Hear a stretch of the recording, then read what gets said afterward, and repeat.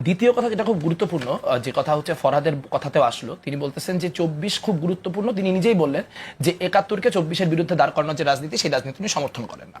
তো উনি বলতেছেন যে ৭১-এ আমরা স্বাধীনতা মানচিত্র পাইছি, আর ভূগোল পাইছি, কিন্তু আধিপত্যবাদ থেকে ৭১ আমাদের মুক্তি দেয় নাই। সেই আধিপত্যবাদ থেকে মুক্ত হওয়ার যে লড়াই, সেটা বিজয়ী হয়েছে আমরা ২৪-এ এসে।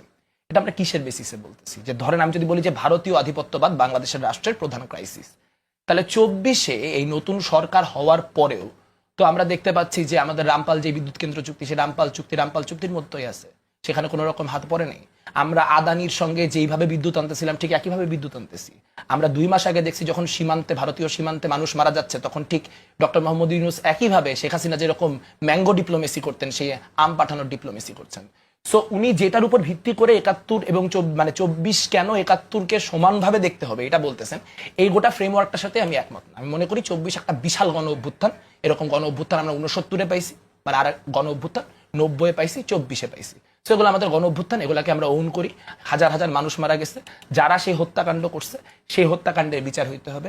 একইভাবে ১৯৭১-এর যেই হত্যাকাণ্ড, যদি আমরা এখানে আসলে এই জায়গাটাই একমত হইতে পারি আমি আর ফরহাদ, যে ফরহাদের বক্তব্যে মনে হলো যে তিনিও বলতে চাচ্ছেন যে আসলে সেই বিচার যেহেতু ঠিক হয়নি, তাহলে আমরা আর একটা কাজ করি না কেন? এখন তো আমাদের কাছে আইনি সুযোগ আছে, আমরা ওই বিচারগুলো আরেকবার দফা করি।